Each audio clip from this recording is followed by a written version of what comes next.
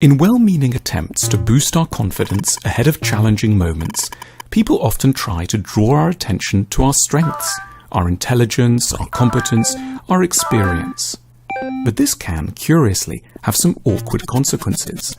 There's a type of underconfidence that arises specifically when we grow too attached to our own dignity and become anxious around any situation that might seem to threaten it.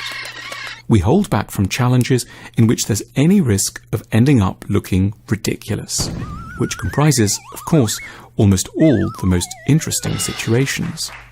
In a foreign city, we might grow reluctant to ask anyone to guide us to the nice bars because they might think us an ignorant, pitiable, lost tourist. We might long to kiss someone but never let on out of a fear that they could dismiss us as a predatory loser. Or at work, we don't apply for a promotion in case the senior management deems us delusionally arrogant. In a concerted bid never to look foolish, we don't venture very far from our cocoon, and thereby, from time to time at least, miss out on the best opportunities of our lives. At the heart of our underconfidence is a skewed picture of how dignified it is normal for a person to be.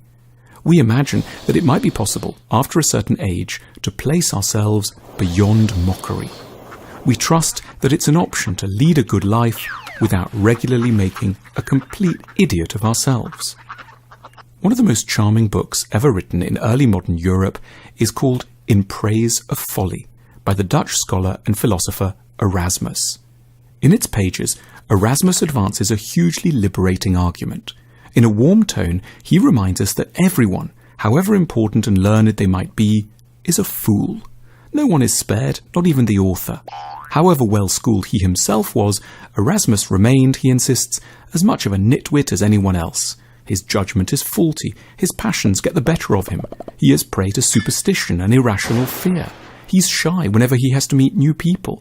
He drops things at elegant dinners. This is deeply cheering, for it means that our own repeated idiocies don't have to exclude us from the best company.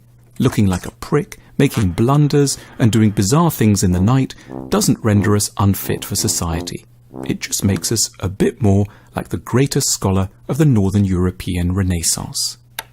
There's a similarly uplifting message to be pulled from the work of Peter Bruegel. His central work, The Dutch Proverbs, presents a comically disenchanted view of human nature. Everyone, he suggests, is pretty much deranged. Here's a man throwing his money into the river.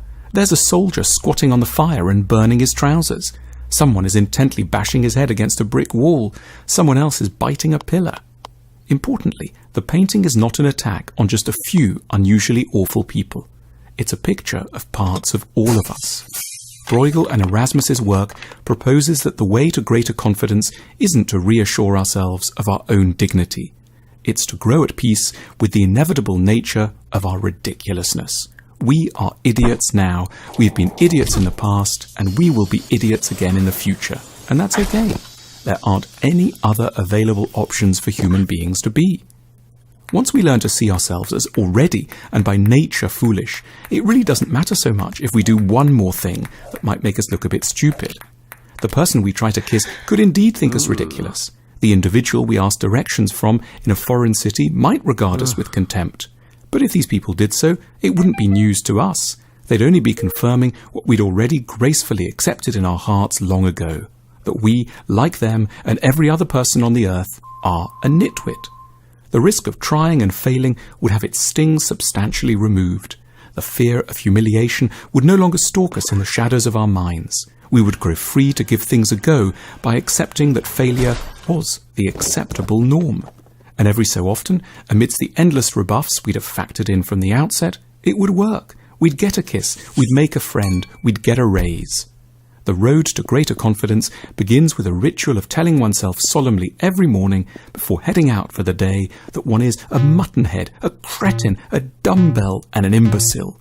One or two more acts of folly should thereafter not matter very much at all.